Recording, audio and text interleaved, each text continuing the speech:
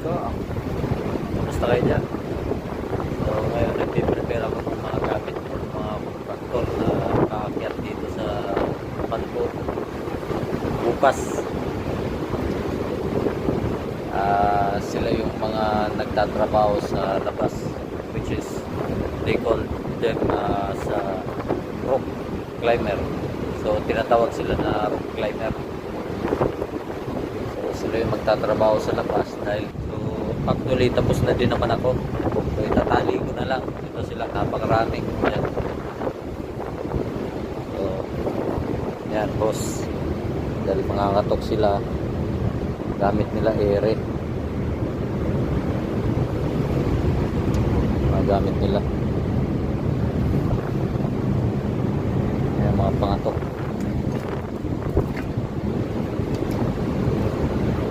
Right there.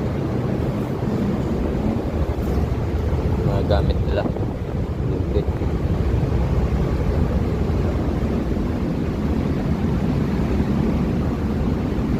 So yun guys, magtatali lang ako.